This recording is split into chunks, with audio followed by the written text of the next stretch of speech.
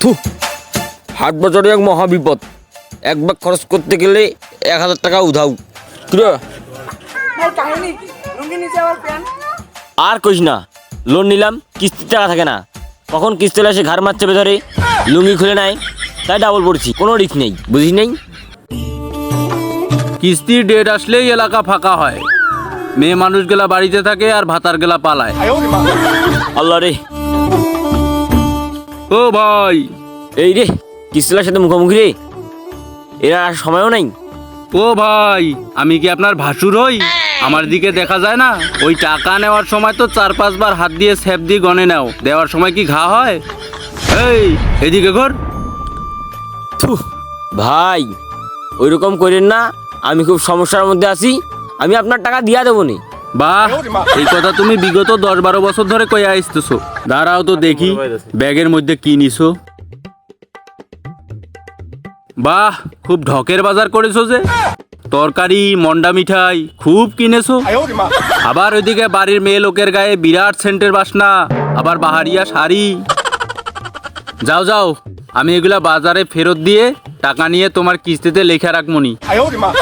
ও ভাই, এই কাজ করেন না ভাই, আজকে আমার শাউরি আর ছোট শালি আসবে, আমার বউ বাড়িতে শুকটা রাখছে, কষিদের আইন দেওয়ার মায়েরে খাওয়াবে বলে, এই কাজ করেন না ভাই, ভাই এই কাজ করেন না ভাই। তুই গরুর গোস্ত কিনে খাওয়া, আমার এই টাকা দিয়ে কোনো খাওয়া হবে না। আমার বউটা ভালো না, এক এক সময় এক এক পান্নিয়া থাকে, তাই এত কথা শোনার লাগে, যাই আগে আমার বউয়ের সাথে ঝগড়া করে আসি। এই বিলকিস ভাবিটা কই আমার?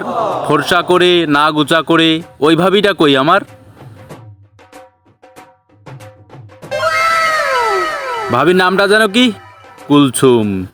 কুলছুম ভাবি, দেন ভাবি আপনার টাকাটা দেন।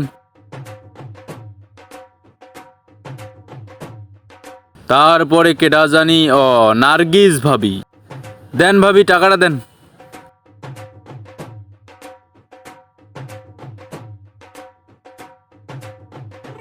ভাবি 500 টাকা কম কেন? না আগে 500 টাকা দেন। ওই ভাবিটার চেহারা সুন্দর দেখে একবারে টাকাটা নিলেন, আর আমার চেহারা খারাপ দেখে 10 বার থুপ দিয়ে গুনে নিচ্ছেন। আহা, এ তো মহা বিপদ। ভাবি আপনি বুঝতে পারতেছেন না, ওই ভাবির ভাতার বাজারে দোকান করে, দেখা হইলে আমারে টাকা দেয়, টাকা নিয়ে আমি অফিস মুখে চলে যাই। আর আপনার স্বামী তো মানুষ না, অমানুষ। ও ভাবি, দেন ভাবি দেন। ভাইয়া কি ধান কাটতে গেছে? কবে আসবে বলে গেছে? ও আচ্ছা, একবার সময় সুযোগ করে আসবো নি। আহা, টাকাটা দেন, টাকা দেন।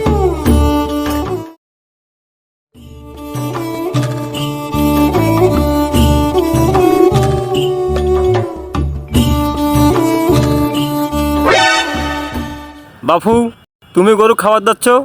বাহ চাচা, কিস্তির টাকা দিয়ে গরু কিনলে, আমার কিস্তির খোঁজ নাই। এই গরুতে কি আমার ভাগ নাই? গরুটা বেচে নেই, তারপর তোমার টাকা একবার পরিশোধ করে দেবো নি। সি সি চাচা, তোমার এক পা কবরে আর এক পা উপরে, তুমি কিভাবে মিছা কথা বলো সাজিয়ে গুজিয়ে? তোমার কিস্তি আছে 2টো, আজকে দিলে আর 1টো। কিস্তিওয়ালা কি তোমার আব্বা হয়? আজকে কিস্তি দিলে দিবা, নাহলে তোমার গরু নিয়ে চলে যাবো।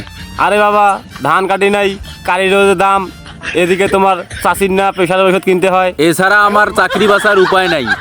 তুমি কিস্তির নেটা মিঠেয়া গরু অফিস থেকে নিয়ে আসিও। বাবাজি, আর 1 সপ্তাহ আমাকে টাইম দাও, পরের সপ্তাহে তোমার টাকা পরিশোধ করে দেবো নি। তোমরা যে কি অজুহাত দিতে পারো চাচা, সেটা আমার অফিস থেকেই জানা আছে। কি কইবা আর কি না কইবা, এই আমি গরু নিয়ে গেলাম, তোমার কিস্তি পরিশোধ দেখা মনে। বাবা দাঁড়া দাঁড়া, গোটা দিয়া যাও বাবা, গোটা দিয়া যাও।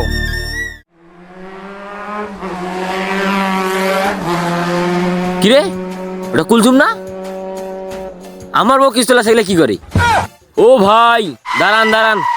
ও ভাই, পথ ছাড়েন, আপনার বউ আর আপনার নাই, পথ ছাড়েন।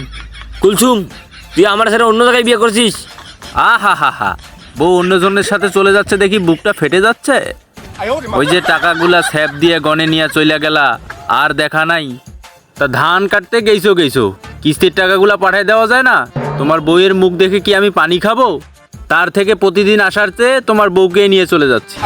তা লোন নিছি আমি, তুমি আমারে নিয়ে যাও, আমার বউ রেখে নিয়ে যাচ্ছ? বাহ, সইটা কার ছিল? আর স্ট্যাম্প সাইজের ছবি, পাসপোর্ট সাইজের ছবি এগুলা কার লাগে? এই ভাবির ছবি দেখাই তো লোনটা দিছিলাম।